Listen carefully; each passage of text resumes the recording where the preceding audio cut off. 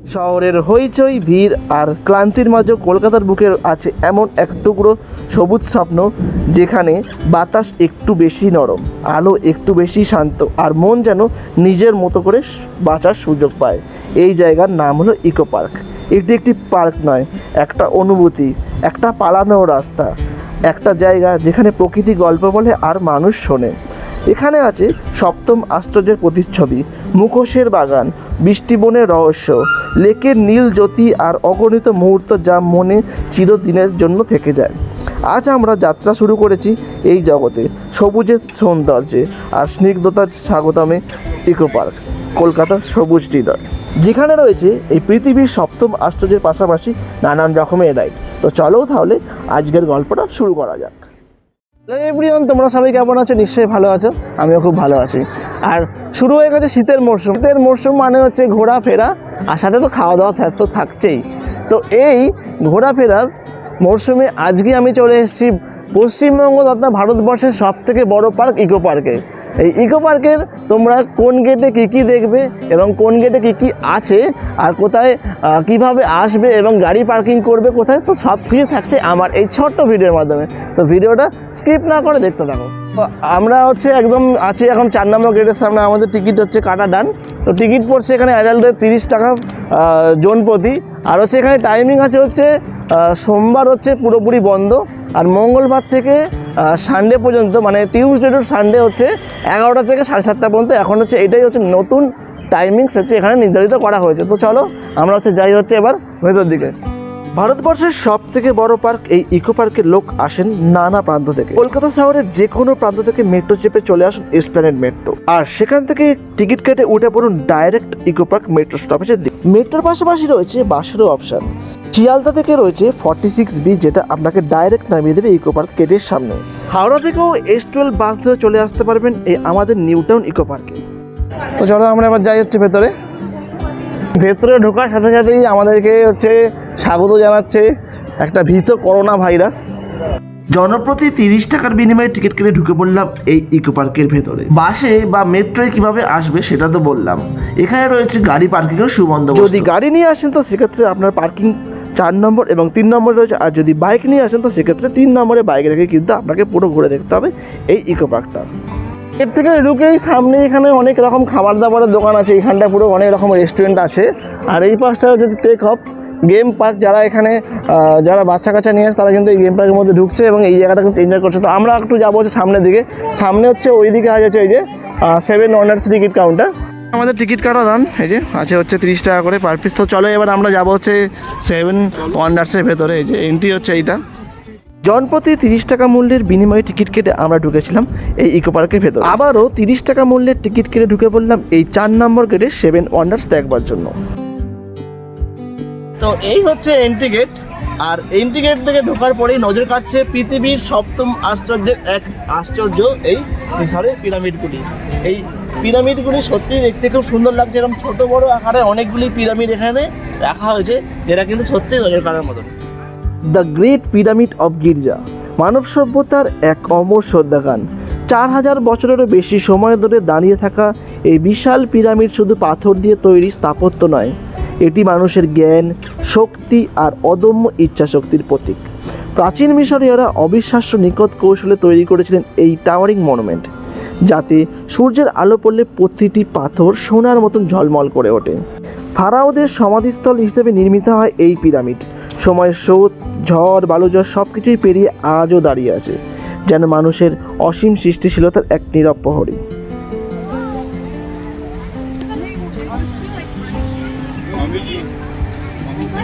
তো আমরা পাশটা ঘুরে দেখলাম মিশরের পিরামিডের ভেতরটাও দেখলাম, বাইরেটাও দেখালাম। এবার আমরা ঘুরে দেখবো এই পেট্রা জর্ডানের ভেতরের মধ্যে কি আছে। পেট্রা জর্ডান মরুভূমির মাঝে লুকিয়ে থাকা এক প্রাচীন বিস্ময়। লাল বালুকা পাথর কেটে তৈরি এই পুরো শহর একসময় ছিল মধ্যপ্রাচ্যের গুরুত্বপূর্ণ বাণিজ্য কেন্দ্র। এর সবচেয়ে বিখ্যাত অংশ দ্য ট্রেজারি, যা পাহাড় কেটে তৈরি এক নিখুঁত শিল্পকর্ম। সূক্ষ্ম খোদাই, বিশাল স্তম্ভ এবং রহস্যময় কক্ষগুলো আজও পর্যটকদের অবাক করে। রোজ সিটি নামে পরিচিত এই পেট্রা ইতিহাস, স্থাপত্য এবং প্রাকৃতিক সৌন্দর্যের এক অনন্য সমন্বয়। হাজারো বছরের পুরনো এই বিস্ময় আজও নীরবে বয়ে যায় একটি সভ্যতা কতটা উন্নত ছিল। আমরা ওদিক থেকে সপ্তম আসরে দুটো আসরে দেখলাম, হচ্ছে ওদিকে হচ্ছে মিশরের পিরামিড, তারপর হচ্ছে এই যে এটা ছিল, আর তারপরে এখন চলে এসছে হচ্ছে দ্য রিডিমার স্ট্যাচু, এই যে একদম সামনে দাঁড়িয়ে আছে। পৃথিবীর এই সপ্তম আশ্চর্যের আরও এক আশ্চর্য এই ক্রিস্ট দ্য রিডিমার স্ট্যাচু। রিও ডি জনৈহারার নীল আকাশের পটভূমিতে দাঁড়িয়ে থাকা এক মহামান্বিত মূর্তি। করভাদো পাহাড়ের চূড়ায় স্থাপিত এই মনুমেন্ট হাত দুদিকে প্রসারিত করে বিশ্বকে জানায় শান্তি, ভালোবাসা এবং ক্ষমার বার্তা। প্রতিদিন হাজারো মানুষ আসেন এই শুধুমাত্র এই মূর্তি দেখতে নয়, সাথে শান্তির বার্তা নিতে। তো রিডিমার স্ট্যাচু তো দেখলাম, এবার দেখব মোয়াই স্ট্যাচু। মোয়াই স্ট্যাচু দূরবর্তী ইস্টার আইল্যান্ডের পাথুরে ভূমিতে সারিবদ্ধ দাঁড়িয়ে থাকা রহস্যময় মূর্তিগুলি রূপনুই জনগোষ্ঠী বহু শতাব্দী আগে তাদের পূর্বপুরুষের সম্মান জানাতে এই বিশাল মাথাওয়ালা মূর্তিগুলো তৈরি করেছিলেন। আগ্নেয় পাথর টাপ দিয়ে এই মূর্তিগুলি গড়া হয়েছে। তাদের চোখ হতো সাদা প্রবাল এবং কালো পাথর দিয়ে। কিছু মূর্তির মাথায় পাথরের লাল টুপি। বিশাল মাথা বিশিষ্ট এই মোয়াইগুলি বিশ্বের অন্যতম অদ্ভুত এবং মনোমুগ্ধকর নিদর্শন। তো এই নিউটাউন ইকো পার্কের সারা বিদেশ বিভূমি ঘুরে আমরা এখন চলে এসেছি দিল্লির আগ্রার এই যে তাজমহলে। আমার পেছনে তাজমহল সপ্তম আশ্চর্যের আরেক আশ্চর্য আমাদের ভারতবর্ষে আছে, সেই আশ্চর্যকে তুলে ধরা হয়েছে নিউটাউন ইকো পার্কের মধ্যে। তো চলো দেখো, আর যে সমস্ত কাজগুলো করা হয়েছে দেখে মনে হচ্ছে সত্যি একদম অরিজিনাল, আর হচ্ছে পিওর একদম অথেন্টিকের মতো। কেননা যে সমস্ত এই যে প্রত্যেকটা জায়গাতেই হচ্ছে ওঠার অপশান দিয়েছে, মানে উঠতে পারবে তোমরা, ওই জায়গাটা এক্সপ্লোর করতে পারবে। তো চলো আমরা এটা দেখলাম, এখনও বাকি আছে আরও কয়েকটা, সব করে তোমার সাথে তোমার। ভালোবাসার অমর প্রতীক তাজমহল 17 শতকের সম্রাট শাহজাহান তার প্রিয় স্ত্রী মুমতাজের স্মৃতি রক্ষার্থে নির্মাণ করেন এই সাদা মার্বেলের সমাধিটি। প্রেম ও সৌন্দর্যের প্রতীক হিসেবে তাজমহল আজও বিশ্ব ঐতিহ্যের একটি গর্বিত নির্মাণ। তো আমরা এখন ছিলাম হচ্ছে দিল্লির আগ্রায়। তো দিল্লির আগ্রা থেকে আবার আমরা এখন যাচ্ছি হচ্ছে চীনে, মানে আমরা এখন ঘুরে দেখবো চীনের প্রাচীরটা যেটা আছে সেইটা। মানব সভ্যতার অপরাজয় শক্তির প্রতীক the great wall of China. প্রায় 21,196 কিলোমিটার দীর্ঘ বিশিষ্ট এই প্রাচীরটির কাজ শুরু হয়েছিল খ্রিস্টপূর্বাব্দ 7ম শতকে এবং সমাপ্ত হয় আনুমানিক 1644 খ্রিস্টাব্দে। বাইরের শত্রুদের আক্রমণ রোধ করা, সামরিক পর্যবেক্ষণ ও যোগাযোগের সুবিধা মূলত এইসব কারণেই এই প্রাচীর নির্মাণ করা হয়।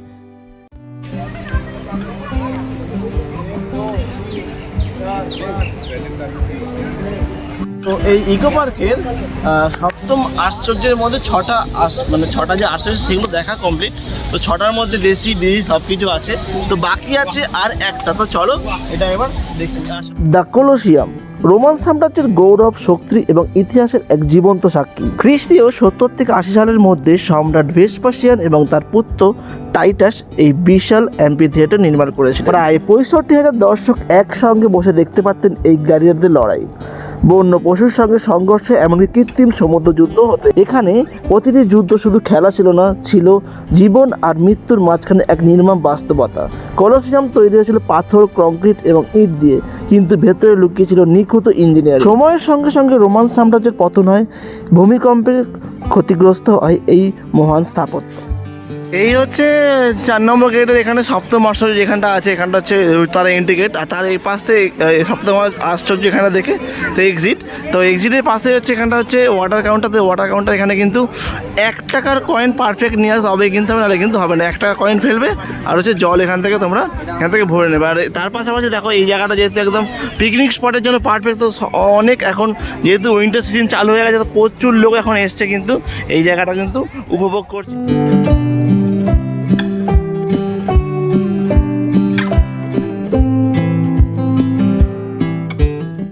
এই 450 একর বিশিষ্ট এই পার্কের আমরা গেট নাম্বার 4 দিয়ে ঢুকেছিলাম। টোটাল এখানে 6টা গেট আছে।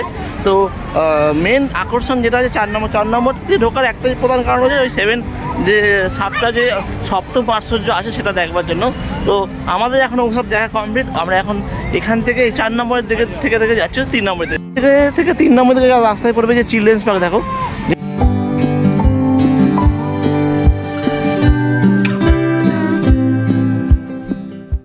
আমরা চলে এসেছি 4 নম্বর গেটে, যে যে সপ্তম আশ্চর্য আছে ওই পাশ থেকে দেখে হচ্ছে এই পাশে চলে এসেছি। এখানে হচ্ছে আছে এই যে ঘুম স্টেশন। তো এই দেখো টয় ট্রেন রেডি হয়ে গেছে, টয় ট্রেন এখান থেকে এক্ষুনি ছাড়বে। আর ওইদিকে একটা টয় ট্রেন দাঁড়িয়ে আছে, ওটা লেখা আছে হচ্ছে ঘুম স্টেশন ফটোশ্যুট পার হেড 10।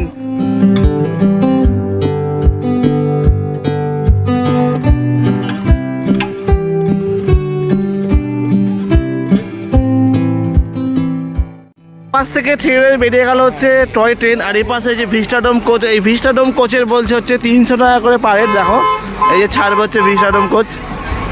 এইটা এই নিউ টাউন ইকো পার্কের এবছরের মেন হচ্ছে আকর্ষণ, এই যে এটা অ্যাড হয়েছে।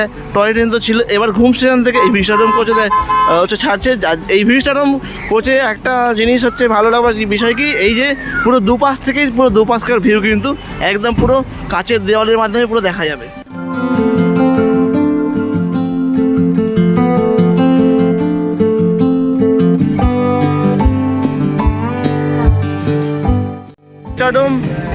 কোচ টোলা ট্রেনটা এখান থেকে ছেড়ে বেরিয়ে গেল ঘুম থেকে। তো আমরা এবার যাচ্ছি হচ্ছে মুখোশ ঘাটের দিকে। এখানে নানান রকমের মুখোশ আছে, নানান রকম আকৃতির, নানান রকম প্রকৃতির সব মুখোশ কিন্তু এখানে আছে। দেখো আমরা 4 নম্বর গেট দিয়ে এন্ট্রি করলেও মূলত যেহেতু আমরা আজকে এই সারা দিনটা ধরে ঘুরে দেখবো এই ইকো পার্কটা, তো সেই জন্য হাঁটতে চলে এসে 3 নম্বর গেটের সামনে। আর এই 3 নম্বর গেটের একটি বিশেষ আকর্ষণ হলো এই মুখোশ গার্ডেন, যেখানে রয়েছে নানান রকমের আকৃতির মুখোশ এবং দেবদেবীর মুখোশও কিন্তু এখানে রয়েছে। এই ইকো পার্কে হচ্ছে নানান রকম অ্যাক্টিভিটি আছে, তার সাথে এই সাইকেল অ্যাক্টিভিটি আছে। তো এখানে এই যে ডবল সিটার সাইকেল তোমরা কিন্তু এখানে চড়ে নিজেদের সময়টা এখানে এনজয় করতে পারো। দেখো চারিদিকটা পুরো এই পাশটায় পুরো মজা আছে, একদম পিকনিক মুডে। আর ও পাশটায় হচ্ছে আছে মুখোশ গার্ডেন। আর মুখোশ গার্ডেনের পরেই হচ্ছে 4 নম্বর গেট, যেখানে আছে সপ্তম আশ্চর্য। তো আর আমরা চলে এসেছি এখন 3 নম্বর গেটের সামনে। 3 নম্বর গেটের সামনে রয়েছে 2টি বিশাল বড় বড় ম্যাপ, যাতে আমাদের মতন সাধারণ পাবলিকের ঘুরতে অসুবিধা না হয় সেই জন্য।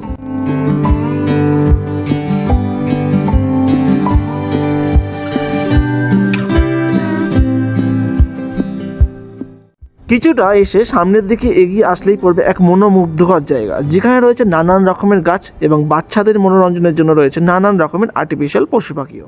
তো আমরা এখন চলে এসেছি এই ইকো পার্কের রেন ফরেস্টের সামনে।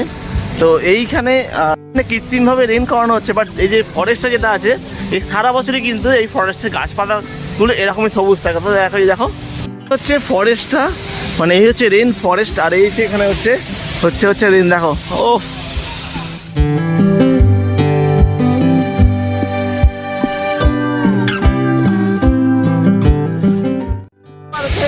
রেন ফরেস্ট ক্রস করে আমরা যাচ্ছি হচ্ছে খাওয়ার এরিয়াতে। চলো দেখো এই শীতকালে এরকম বৃষ্টির মধ্যে কি না কেন না ভালো লাগবে। আসো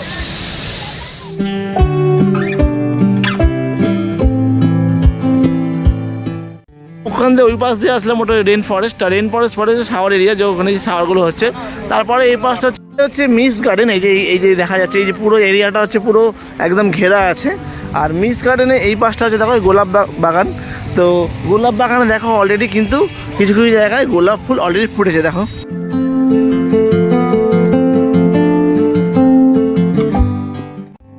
ওই দিক থেকে আসলাম, প্রথমে ঢুকলাম 4 নম্বরে, তারপর 4 নম্বর থেকে 3 নম্বরে আসলাম, 3 নম্বর থেকে এখন আমরা চলে এসেছি 2 নম্বরে। 2 নম্বরের মেন আকর্ষণ হচ্ছে এই লেকটা। দেখো এই লেকে কিন্তু বোটিংও করা যাবে, অনেকে কিন্তু বোটিং করছে। তো চলো বোটিংয়ে কি প্রাইস না আছে সব কিছু আমি তোমার সামনে পুরোটাই তুলে ধরবো। ইকো পার্কের প্রতিটা গেটেই রয়েছে আকর্ষণীয় দেখবার জিনিস, বাট এই 2 নম্বর গেটটা একটু বেশি আকর্ষণীয়। এই লেকের শীতল স্নিগ্ধ হাওয়া পুরো শরীর মন সব কিছুই ছুঁয়ে যাবে। তাই তো অনেক মানুষ এই বিকালবেলায় এসে ভিড় জমিয়েছে এই লেকের ধারে। কাজের ব্যস্ততা এবং মানসিক চাপকে দূরে সরিয়ে রেখে এখানে সময় কাটাচ্ছে নিজেদের মতন করে।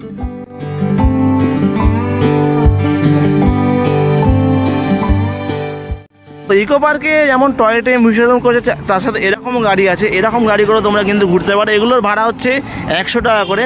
এরকম করে নিয়ে পুরো জায়গাটা জুড়ে কিন্তু ঘোরাবে। আর দেখো কত লোকের সমাগম। আমরা এখন যাচ্ছি হচ্ছে 1 নম্বর গেটের দিকে। ওখানে কী জিনিস দেখা পারে সেগুলো দেখবো, আর সেগুলো আপনাদের সামনে তুলে ধরবো। 2 নম্বর গেটেও রয়েছে অনেক কিছু দেখবার জিনিস। এয়ারড্রোম রয়েছে, গ্রাম বাংলা রয়েছে। আমরা গ্রাম বাংলাটা পরে দেখছি, আগে আমরা দেখে নেব 1 নম্বর গেটের জাপানিজ গার্ডেন উইথ মনেস্ট্রি এবং আইফেল টাওয়ারটা। এই ইকো পার্ক নিউ টাউনে রয়েছে বোটিংয়ের সুবন্দোবস্ত, রয়েছে নানান রকমের বোটিং, আর নানান রকমের বোটিংয়ে রয়েছে নানান রকমের প্রাইস। তো আমি এই প্রাইস লিস্টটা এই ভিডিওয় দিয়ে রাখলাম, তোমরা ভিডিওটা পজ করে দেখে নিতে পারো।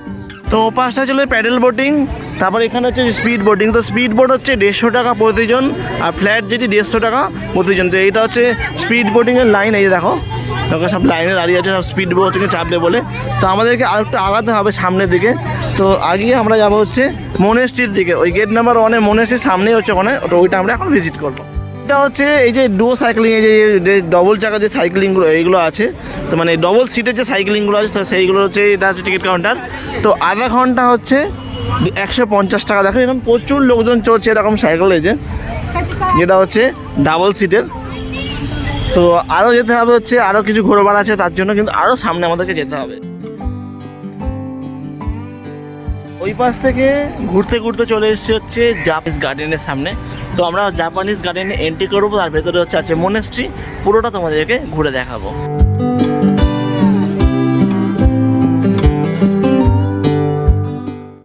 জাপানিজ ফরেস্টে দেখো ওয়েলকাম জানাচ্ছে হচ্ছে, এদিকে দুটো আছে সিংহ আর এদিকে দুটো সিংহ। তো এই দুটো সিংহ হচ্ছে ওয়েলকাম জানাচ্ছে সবাইকে। আর দেখো এখানে এই যে বাকি যে জায়গাগুলো আছে সেগুলো ঘুরতে গেলে পয়সা লাগবে, বাট এখানে কিন্তু ফ্রি এন্ট্রি। এই দেখো, আর দেখো গেটটা দেখো কি সুন্দর লাগছে দেখতে।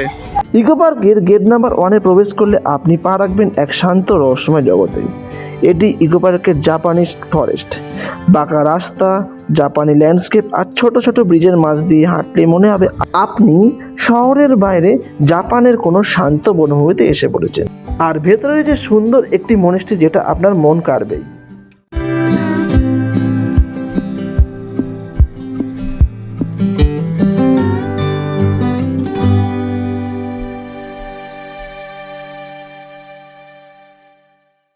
আমরা চলে এসেছি জাপানিজ গার্ডেনে একদম মনেস্ট্রির ভেতরে। আর দেখো মনেস্ট্রির ভেতরে জায়গাটাও কিন্তু খুব সুন্দর, আর অ্যাম্বিয়েন্সটাও খুব সুন্দর হচ্ছে মনেস্ট্রি। এই যে দেখো, আর সামনে বিরাজমান হচ্ছে গৌতম বুদ্ধ, আর ভেতর থেকে সব সময় একটা টং টং করে একটা ঘন্টা কিন্তু অনবরত বেজেই চলেছে।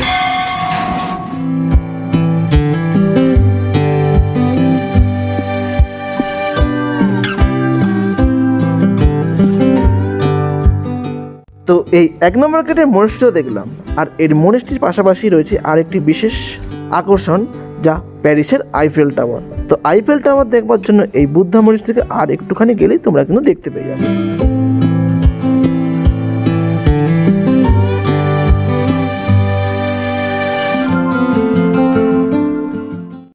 এই ইকো পার্ক এমন একটি জায়গা হলো, এখানে হচ্ছে সারা দিন সারা দিন রাত ঘুরলেও হচ্ছে পুরো জায়গাটা হচ্ছে ঘুরে কমপ্লিট করে যাওয়া, মানে কমপ্লিট করে বাড়ি যাওয়া যাবে না। তো আমরা এসেছি প্রায় ওই 11:30টার দিকে। তো এখন হয়ে গেল হচ্ছে সন্ধে। আমরা 4 নম্বর গেট দিয়ে ঢুকেছি, 4 নম্বর গেট দেখেছি, তারপরে 3 নম্বর দেখেছি, তারপর 2 নম্বর, তারপরে এখন 1 নম্বরে আছি। তো এখন 1 নম্বর যেখানটা অ্যাক্টিভিটি সেই জায়গাটা আছি। বাট এখন যেহেতু শীতকালের সন্ধে যখন তাড়াতাড়ি, তো মোটামুটি এখন বাজে 5:30টার দিকে।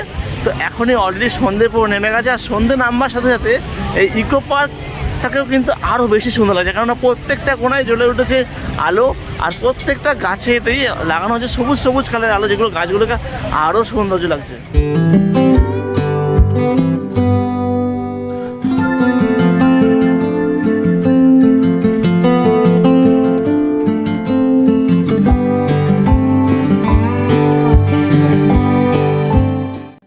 ইকো পার্কে ঘুরতে ঘুরতে পুরো সন্ধ্যা হয়ে গেছে। আর সন্ধ্যেবেলায় আমরা এখন চলে এসেছি হচ্ছে বাংলার গ্রামের সামনে। কিন্তু এই ইকো পার্কে যদি এত বড় 4 নম্বর গেট থেকে শুরু করে আমরা 1 নম্বর গেট পর্যন্ত গিয়েছিলাম, আবার 1 নম্বর গেটের থেকে আবার 2 নম্বরে এসে 2 নম্বরে এসে এখানে বাংলা গ্রামটা। তো বাংলা গ্রামটাকে দেখে নিই।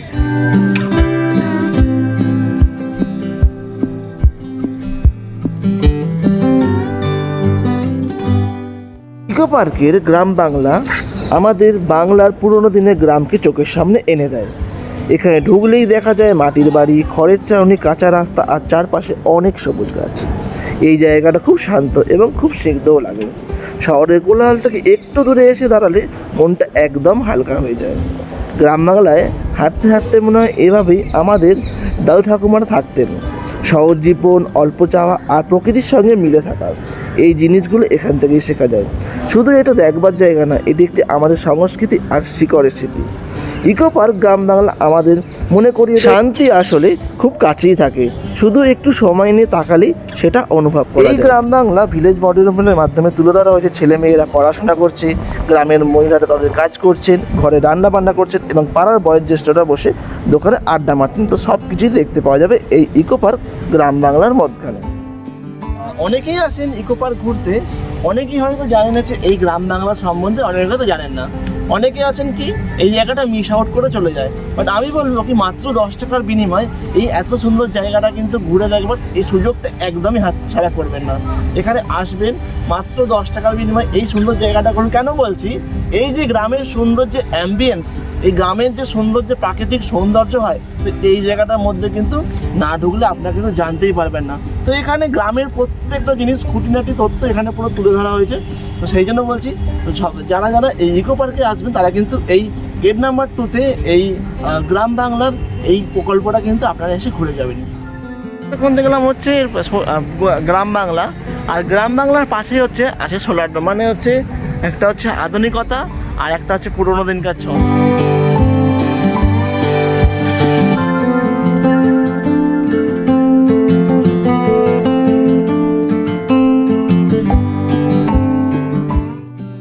মাধ্যমে তুলে ধরবার চেষ্টা করলাম সেই সমগ্র ইকো পার্কে। তো আমরা ঢুকে সময় 4 নম্বর গেটে, তো 4 নম্বর গেটে আছে অনেক কিছু দেখবার মতন। কারণ 4 নম্বর আছে হচ্ছে সপ্তম আশ্চর্য। তো 4 নম্বর থেকে শুরু করা হচ্ছে 1 নম্বর। প্রত্যেকটা গেটেই হচ্ছে নানা রকম আলাদা আলাদা করে চমক আছে। তো সেই জন্য বলছি, তো তোমরা যখন আসবে এখানে হাতে করে সময় নিয়ে আসবে, যাতে এইখানে সারা দিনটা তোমরা এনজয় করতে পারো, কিছু জিনিস জানতে পারো বা কিছু জিনিস শিখতে পারো। তো সাথে এই জায়গাতে বাড়ির যদি কোনো বয়োজ্যেষ্ঠ লোক থাকে তারাও আসতে পারবে, আর যদি কোনো বাড়ির ছোটো শিশু থাকে তো তারাও আসতে পারবে। এই জায়গাটা পারফেক্ট সবাইদের জন্য। তো সেই জন্য বলছি, তো আমার এই ভিডিওটা যদি ভালো লেগে থাকে তাহলে প্লিজ একটা লাইক, শেয়ার, সাবস্ক্রাইব করবে আর আমার এই ছোট্ট চ্যানেলের পাশে থাকবে। দেখা হচ্ছে পরের ভিডিওয়। ততক্ষণের জন্য ভালো থাকবে, সুস্থ থাকবে আর আমার ছোটো চ্যানেলের পাশে থেকে যাবে। ধন্যবাদ।